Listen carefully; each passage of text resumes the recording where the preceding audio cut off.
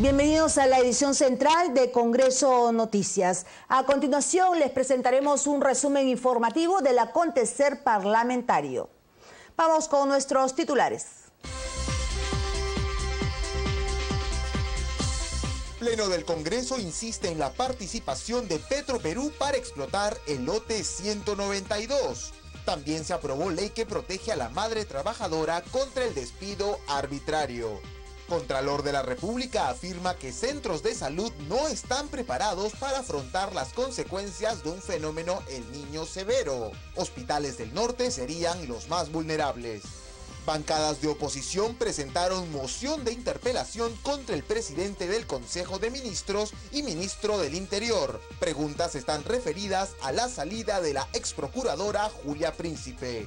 Comisión de Fiscalización investigará denuncias sobre los supuestos exámenes médicos falsos de los atletas que participaron en los Juegos Panamericanos Toronto 2015. Presidente del Parlamento saluda inicio de la transmisión en quechua del micronoticiero de Radio Congreso Perú, destacando el esfuerzo para llevar a más peruanos la información sobre la labor legislativa. Iniciamos nuestro noticiero con el reporte de Walter Copa sobre la sesión vespertina del Pleno del Congreso. Adelante, Walter. Bien, con 74 votos a favor, 10 en contra y 4 abstenciones, el Pleno del Congreso de la República aprobó la insistencia en la autógrafa observada por el Poder Ejecutivo, que propone incorporar una cuarta disposición complementaria y final a la ley 3130 a fin de autorizar a Petroperú para que, previa evaluación, suscriba el contrato de explotación de hidrocarburos del lote 192 con la empresa Petróleos del Perú, Petroperú. Para este efecto, se efectúa la aplicación del artículo 6 de la presente ley, a fin de que, una vez celebrado el respectivo contrato, Petroperú quedaría facultada a convocar a socios estratégicos y realizar las gestiones que sean necesarias para operar dicho lote petrolero. En el debate, por cierto, fue intenso y apasionado en algunos momentos. Para los dogmáticos neoliberales, Chile tiene empresa estatal en el cobre. Chile tiene 2 refinerías estatales. Chile abastece de gasolina refinada a todo el parque automotriz de Lima. Y acá vienen a decir que el Perú no se meta a administrar el lote 192. Por favor, señores, o quieren al Perú o son una derecha que quieren a Chile. Váyase a Chile, señores, y no se presenten el 2016 para las elecciones. Muchas gracias, presidente. Como quiera que esa refinería, señor presidente, está a cargo de Petroperú, es evidente que es Petroperú quien tiene que financiar. Y la primera observación que formula el Ejecutivo es que en las actuales circunstancias ya resulta muy difícil a Petroperú conseguir el financiamiento para ejecutar esas obras y que en consecuencia conseguir financiamiento para entrar a explotar el lote 192 es imposible. Entonces, no es que Petroperú sea una cenicienta, sino que el primer inconveniente es que no tiene recursos como financiar esta aventura a la que muchos quieren conducirnos. Otro proyecto que generó un intenso debate fue el de la Comisión de Cultura, que en horas de la mañana había aprobado un decreto de ley que exceptuaba a la región del Cusco de los alcances del decreto legislativo 1198, que faculta al Ministerio de Cultura a entregar a entidades públicas y o privadas, mediante convenios de gestión cultural, la administración de parte del patrimonio cultural de la nación. Sin embargo, al ser puesto en debate en el Pleno del Congreso de la República, la mayoría de parlamentarios no solo pedían aprobar el proyecto, sino derogar este decreto legislativo promulgado por el Ejecutivo, al amparo de las facultades legislativas dadas por el Congreso de la República, hecho que finalmente sucedió por amplia mayoría.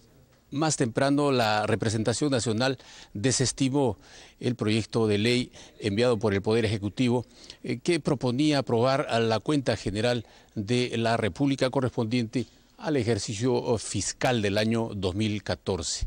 De otro lado, fue aprobado por unanimidad la modificación del artículo 10 de la ley 24053, que denomina campaña militar de 1941 a los gloriosos hechos de armas cumplidos en Zarumilla y en la frontera nororiente del país, declarando el 31 de julio Día Central conmemorativo. También el proyecto de resolución legislativa 4882, enviado por el Poder Ejecutivo, por el cual propone autorizar el ingreso de personal militar extranjero al territorio de la República. Finalmente, en la sesión vespertina, el dictamen de la Comisión de Transportes y Comunicaciones, que declara de interés y necesidad pública el mejoramiento y asfaltado de carreteras ubicadas en la región Ancash, así como el dictamen de la Comisión de Justicia, mediante los cuales se propone la ley de la carrera fiscal. Durante la sesión matutina, el Pleno del Congreso aprobó el dictamen que prolonga hasta 98 días el periodo de descanso pre- y postnatal y protege a la madre trabajadora contra el despido arbitrario. La iniciativa exonerada de segunda votación señala que toda mujer trabajadora no podrá ser despedida de manera arbitraria de su centro de trabajo cuando esté embarazada o cuando haya tenido un parto, y su descanso prenatal será de 49 días y el postnatal de otros 49 días. Al niño nacido, señor, o no nacido, se le tiene que proteger, se le tiene que cuidar, no se le tiene que someter a la mujer a que siga trabajando. En algunos lugares hemos visto mujeres embarazadas, empresas privadas, señor, de prestigio, entre comillas, vemos ahí embarazadas que están atendiendo al público cargando hasta cajas, y eso no se puede permitir. Que descansen, señor, 49 días antes y 49 días después para que puedan atender a sus hijos. La parlamentaria y autora del proyecto, Luz Salgado, dijo que con la aprobación de la iniciativa legislativa se da cumplimiento con el convenio internacional suscrito al amparo de la Organización Internacional del Trabajo, OIT. Recordó que los días de licencia hasta ahora habían sido de 45 días antes del alumbramiento y otros 45 después del parto. Estamos adecuando la legislación nacional a un compromiso que ya tenemos y que va internacional y que va en defensa de los derechos de las mujeres en el caso de quedar embarazadas o en el caso del propio nacimiento que tenga dificultades o en el caso de los días de lactancia, señor. Seguidamente, la representación nacional acordó devolver a la Comisión de Vivienda, Construcción y Saneamiento un dictamen que propone declarar de necesidad pública el mejoramiento y renovación de la calidad habitacional a través de programas de destugurización del entorno del corredor turístico Girón Hualgayot, Plaza de Hacho, Paseo de Aguas, Alameda de los Descalzos, Alameda de los Bobos y Girón Trujillo, así como la expropiación de inmuebles para la ejecución de obras destinadas a impulsar el turismo y la inversión. Previamente, el presidente de dicha comisión, Manuel Merino de Lama, sustentó la propuesta.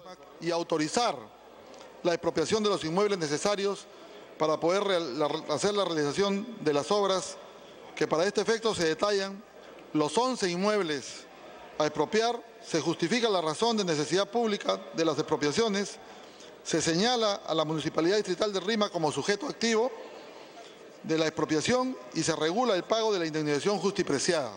La cuestión previa fue planteada por el parlamentario Juan Pari, quien observó que los alcances de la propuesta no estarían muy claros y se insinuaba la posibilidad de algunos lobbies. En tanto, su colega Marta Chávez dijo que no se expresaba claramente qué es lo que se va a construir en la zona. Nada en este texto nos lleva a decir qué es lo que se va a hacer ahí, y son 11 inmuebles que tienen más de medio siglo de existencia, donde no se nos dice además en esos 11 inmuebles que tienen unas dimensiones bastante grandes, de más de 1000 metros cuadrados, varios de ellos, otros de 361, 600 metros. Señor, no se nos dice cuánta gente hay ahí. Los centros de salud no están preparados para afrontar las consecuencias de un fenómeno El Niño fuerte en el país, aseguró Fuad Curi, Contralor General de la República, quien recalcó que los hospitales del norte serían los más vulnerables. El Contralor fue tajante al afirmar que si el fenómeno El Niño es muy fuerte, mucha de nuestra infraestructura hospitalaria, especialmente la del norte del país, no resistirá los embates de las lluvias e inundaciones que se pudieran registrar.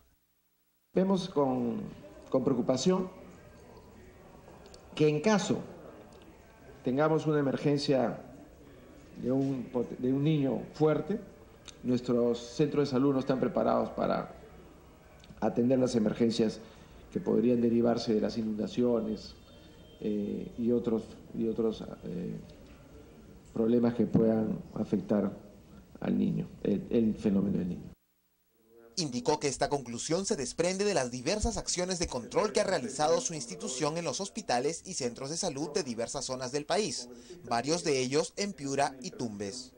Hospital Santa Rosa de Piura, vemos que la fase preparatoria para afrontar el FEN no tiene han sido realizadas sin financiamiento, inadecuado ambiente para almacenamiento de medicamentos e insumos médicos, infraestructura del servicio de emergencias inadecuada y no se ha realizado la evaluación del riesgo potencial epidémico.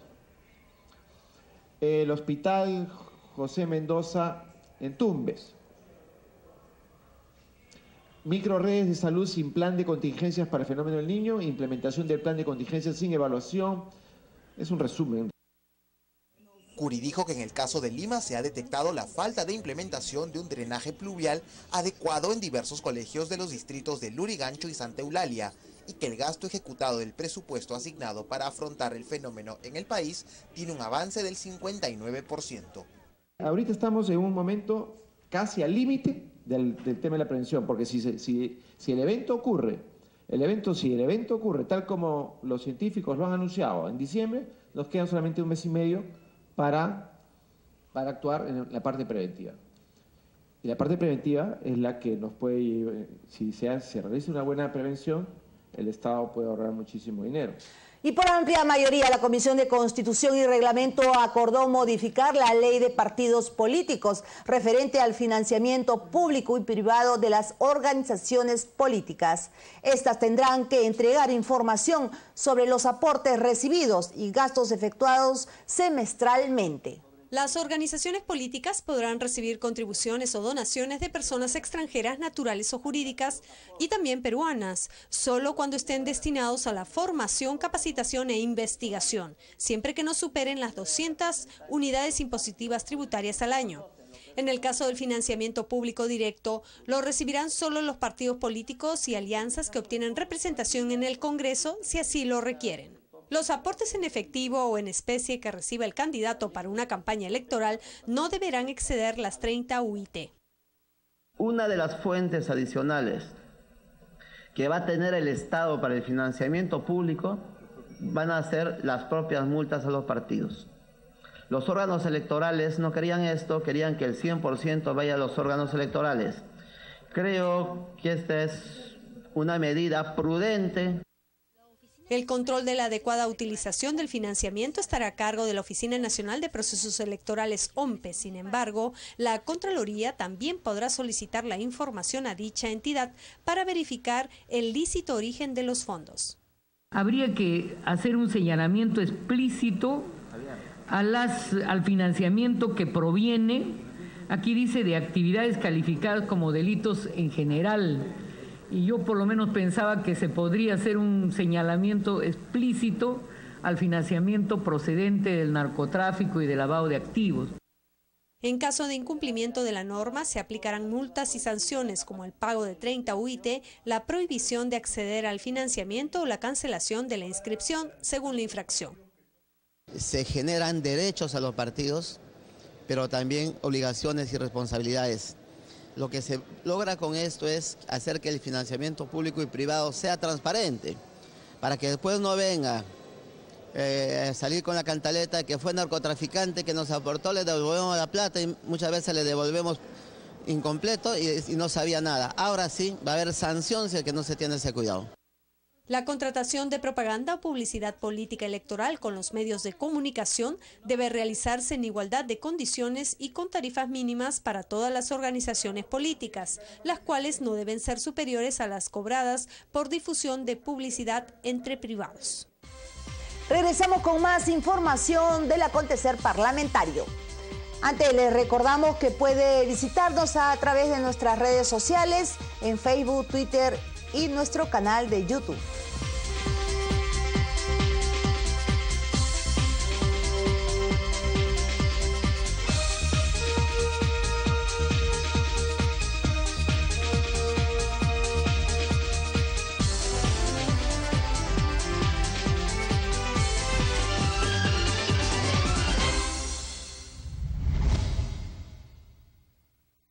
Que donas sangre, estás donando glóbulos rojos, plaquetas y plasma. Eso quiere decir que tu sangre podría salvar hasta 3 personas distintas. Únete a esta gran cruzada a favor del Instituto Nacional de Enfermedades Neoplásicas.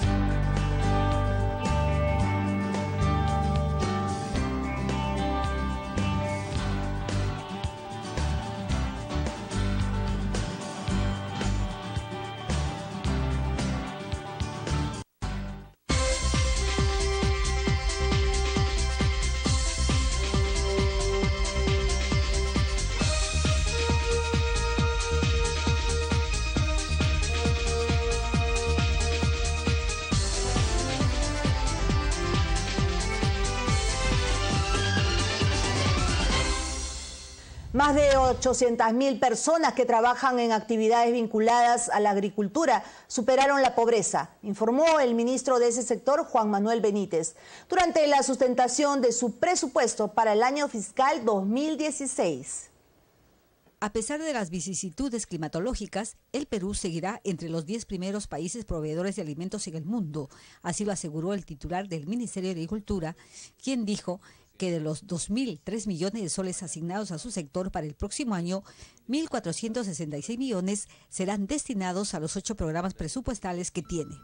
De ellos, un 44% se ejecutará en el aprovechamiento de los recursos hídricos para uso agrario. Agregó que el Fondo Mi Riego tendrá un presupuesto de 500 millones y el Programa Nacional de Investigación Agraria 119 millones. Son cerca de 500 millones de soles que nos han asignado este año. 500 millones de soles para Mi Riego 2016. Adicionales a los anteriores, porque recuerden ustedes que el Fondo Mi Riego cuenta con recursos determinados, por lo tanto no revierten al Tesoro, sino que son acumulables. Todo lo que hemos ido ejecutando, los saldos, se van sumando ahora a estos nuevos 500 millones, entonces tenemos más o menos ya en el Fondo Mi Riego algo así como 2.150 millones de soles con este presupuesto nuevo. Ese sería el tamaño del fondo al cerrar este gobierno. En otro momento, Benítez Ramos dijo que su sector es el segundo generador de divisas y que el monto recaudado entre el 2011-2014 respecto al 2006-2009 se ha multiplicado, al tiempo de asegurar que la actividad agropecuaria entre el 2011 al 2014 ha experimentado un crecimiento promedio anual de 3.2%. Podemos ser en poco o en breve uno de los países más importantes en términos de provisión de alimentos al mundo. Tenemos que somos primeros en espárragos con el 35% del mercado, primeros en quinoa con el 42% del mercado mundial, primeros en maca con el 28% del mercado, terceros en palta con el 10% del mercado, terceros en alcachofa. El titular de Agricultura aseveró que el 2016 se espera impulsar la conservación de suelos de 1.899 hectáreas y minimizar los problemas de degradación de suelos de más de 5.000 hectáreas. También el saneamiento físico legal y la formalización de la propiedad agraria de más de 70.000 títulos de propiedad. Asimismo, se propone impulsar la reconversión y diversificación productiva de cultivos y crianzas con los productores agrarios en la zona del BRAE, entre otras acciones estratégicas. Y algunas bancadas de oposición presentaron una moción de interpelación contra el presidente del Consejo de Ministros, Pedro Cateriano, y el ministro del Interior, José Luis Pérez Guadalupe. El pliego consta de 6 preguntas y 11 incisos referidos a la salida de la ex procuradora Julia Príncipe. 24 firmas a favor tiene la moción de interpelación contra el presidente del Consejo de Ministros, Pedro Cateriano, y el ministro del Interior, José Luis Pérez Guadalupe. El congresista Javier Velázquez presentó el documento y explicó cuáles son los motivos. Entonces aquí hay firmas de todos los parlamentarios de varias bancadas que creemos que el primer ministro Cateriano y el ministro Pérez Guadalupe deben venir a explicar las razones por las cuales han avalado un acto de destitución vergonzosa a una funcionaria del Estado. El legislador de Concertación Parlamentaria aseguró que esta es una prerrogativa del Congreso, que no significa hacer cargamontón al Ejecutivo. Pero han firmado 24 parlamentarios, porque somos demócratas, porque fíjense, todo el gobierno al servicio de la defensa de la señora Nadine Heredia, hasta el Parlamento también. Entonces yo creo que quien genera inestabilidad en el país es el gobierno, al no dedicarse a trabajar los grandes intereses del país, sino a defender a la señora Nadine Heredia. Entonces ahora lo que queremos es que pare esta inestabilidad política y el Parlamento está cumpliendo su función constitucional. Para Velázquez Quesquén, los ministros Cateriano y Pérez Guadalupe deben ser quienes expliquen al Parlamento las razones de lo que considera un proceder irregular, en vista de que refrendaron la resolución de destitución de Julia Príncipe. Entonces lo que queremos con esta moción es promover que venga el primer ministro Cateriano y el ministro del Interior para que ellos asuman su responsabilidad política de explicarle al país esta contradicción que hay en el gobierno. Para el exministro Arancén, la señora Príncipe había cometido una inconducta pasible de una sanción, le habían abierto un proceso. Pero para el gobierno la han cesado, solamente la han cesado diciendo que le dan las gracias por los servicios prestados porque es una funcionaria de confianza. Según el artículo 83 del reglamento del Congreso, la admisión de la moción de interpelación requiere el voto de por lo menos el tercio de congresistas hábiles al Pleno.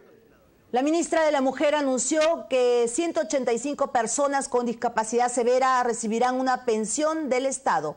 Fue durante su presentación en la Comisión de Inclusión Social del Parlamento. Al explicar los alcances del Decreto Supremo 00/2015 que crea el programa de pensión por discapacidad severa, la ministra de la Mujer afirmó que este empezará en la región Tumbes con 146 beneficiarios y 39 en Ayacucho, quienes recibirán en sus respectivas cuentas del Banco de la Nación la suma de 150 soles a partir de este viernes 23 de octubre. Los 127 soles corresponden a esta diferencia entre lo que efectivamente reciben, que son 176 soles, y lo que deberían recibir para cubrir la canasta básica de las personas debajo de la línea de pobreza. Y 23 soles que están cubriendo gastos de movilidad y transporte para el desplazamiento de la persona con discapacidad severa para atención o rehabilitación. Previamente, los parlamentarios hicieron algunas observaciones a dicha pensión contributiva, toda vez que no existe una base de datos exactos de las personas que padecen discapacidad severa y en general. Personas que no tienen voz, viven acuarteladas en sus domicilios, ni el vecino sabe que ellos viven ahí porque tienen vergüenza, sus propios familiares no los sacan a la calle, para que ellos también puedan ser considerados que están en los otros departamentos.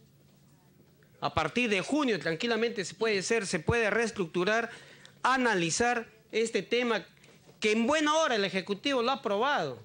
Será que la responsabilidad de todos nosotros haga que se convierta en política de Estado, no en política del gobierno del presidente Humala, sino en política de Estado de llegar a las personas con discapacidad.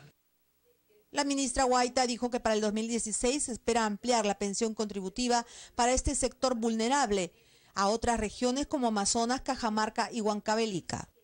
La meta en el año fiscal 2015 es de entregar a 500 personas con discapacidad severa y en el año 2016 4.500 personas con discapacidad severa. Esto tiene que ver entonces no solamente con un compromiso presupuestal, sino con el avance de la certificación que está a cargo del Ministerio de Salud. De otro lado, informó que para la elección de la terna de postulantes a la presidencia del Consejo Nacional para la Integración de la Persona con Discapacidad, CONADIS, su sector ha cumplido con sus obligaciones en el concurso. De otro lado, se comprometió a sacar adelante el reglamento de la ley que promueve y regula el uso de perros guía por personas con discapacidad visual. Esto sería luego de que el Pleno del Congreso apruebe un proyecto de ley que modifica un artículo de dicha norma referida a las infracciones y sanciones. La Comisión de Vivienda acordó promover la construcción de un puerto en la región Tumbes para generar mayores divisas.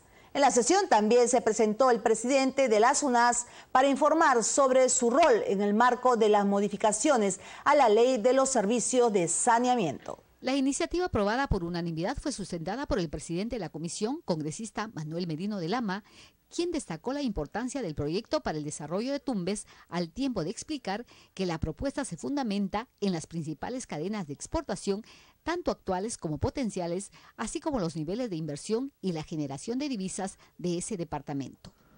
Se ha pronunciado a favor de la aprobación de el Ministerio de Comercio Exterior y Turismo, el Gobierno Regional de Tumbes y ADEX. La propuesta es artículo 1, objeto de la ley, declarar de necesidad pública e interés nacional la construcción de un puerto en el departamento de Tumbes con la finalidad de poder promover el desarrollo socioeconómico y una política de fronteras vivas.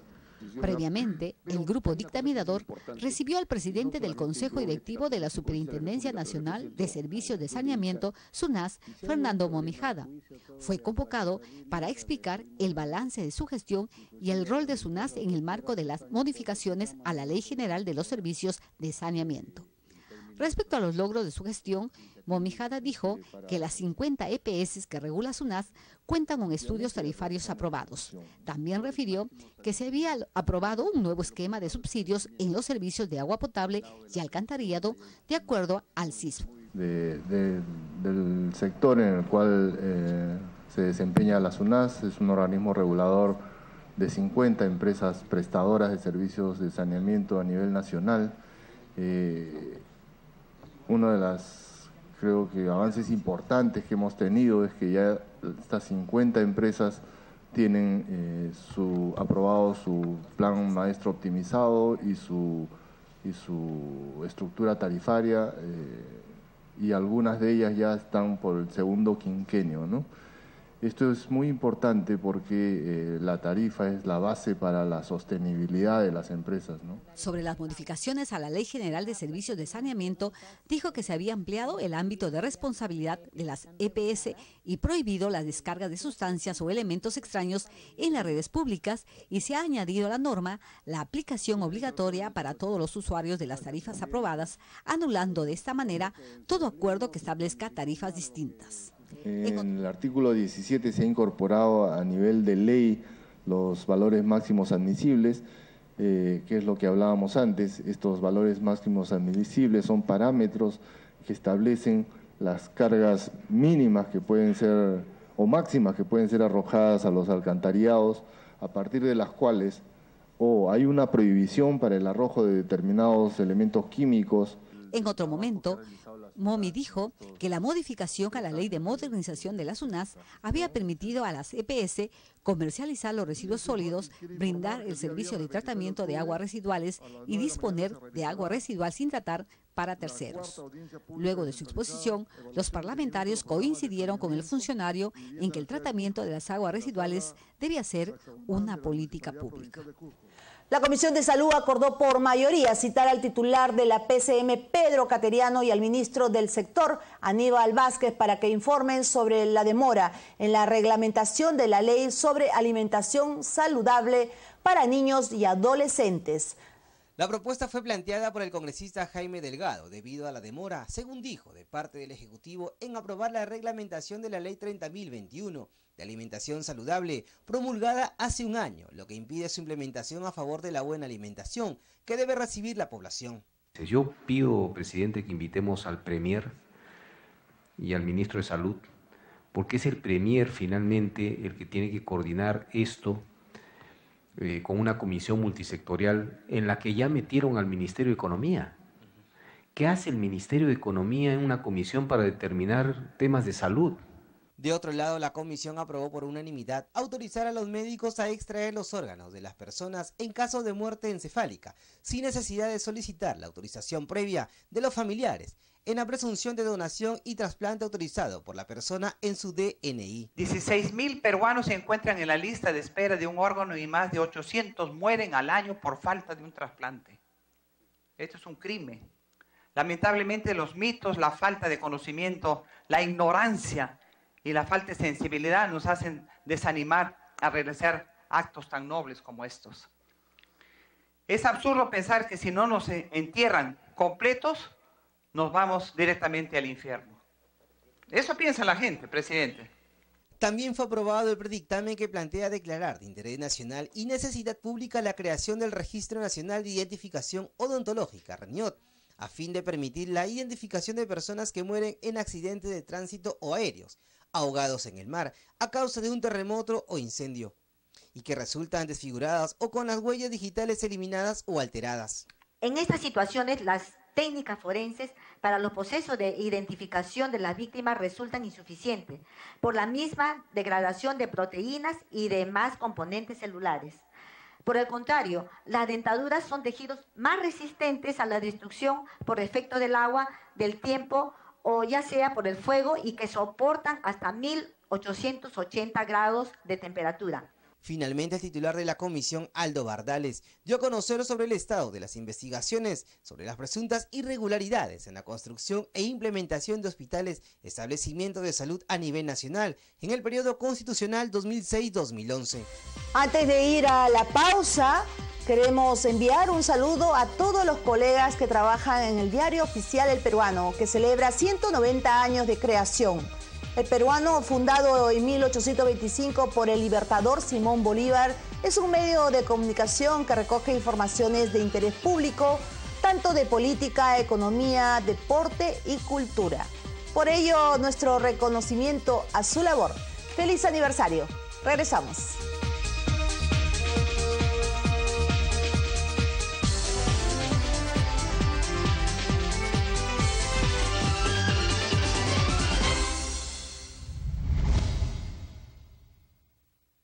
Que donas sangre, estás donando glóbulos rojos, plaquetas y plasma. Eso quiere decir que tu sangre podría salvar hasta 3 personas distintas. Únete a esta gran cruzada a favor del Instituto Nacional de Enfermedades Neoplásicas.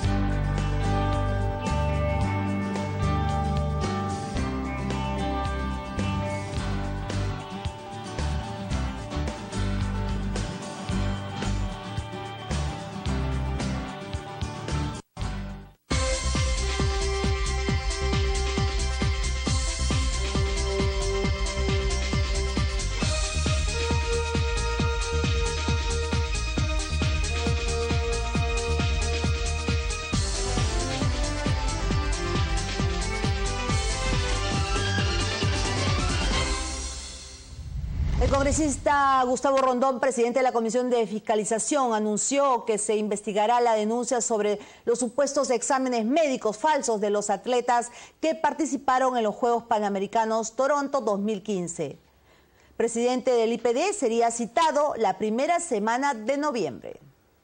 Ante las evidencias presentadas en el informe de la Contraloría, el cual reveló que 30 atletas que participaron en los Juegos Panamericanos de Toronto 2015 no recibieron aval médico, entre ellas la maratonista Gladys Tejeda, la Comisión de Fiscalización anunció que iniciará investigación de oficio. Estas contra la fe pública, atentando contra la propia el estado de salud y de deportistas que probablemente sean los que tienen que exhibir una cuestión certera, ¿no? Así que ya los asesores han empezado a cruzar los pedidos de información respectivos y, bueno, de acuerdo a lo recibido, empezaremos una franca investigación, ¿no? Para Gustavo Rondón es necesario que el presidente del Instituto Peruano del Deporte, Saúl Barrera, y los involucrados en esta seria denuncia den su versión de los hechos para tranquilidad de la opinión pública y la imagen del deporte nacional. Indudablemente que es inaudito, por decirlo menos, que haya habido, por ejemplo, estas fallas en lo que es la parte de salud, ¿no? El titular de la Comisión de Fiscalización estimó que esta denuncia se podría estar viendo la primera semana de noviembre. El presidente del Parlamento, Luis Iberico, saludó el inicio de la transmisión en quechua del micronoticiero de Radio Congreso Perú, destacando el esfuerzo realizado para llevar a más peruanos la información sobre la labor legislativa. Quiero saludar a Radio Congreso Perú y al área de prensa del Parlamento Nacional por este esfuerzo que significa las transmisiones en quechua de las noticias principales que ocurren en el Parlamento Nacional. Estas transmisiones en el idioma quechua permite que los pueblos del interior, a través de una serie de radios locales, puedan enterarse 3 veces por día de las cosas que se discuten y se deciden en el Parlamento Nacional. Es un gran esfuerzo de integración. Todos somos peruanos. Felicitaciones por este esfuerzo.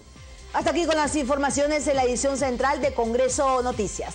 Los invitamos a seguir nuestra programación en el canal 73 de Movistar, 56 de Claro y Vez Cable y entre las 9 y 10 de la mañana por TV Perú. Permiso.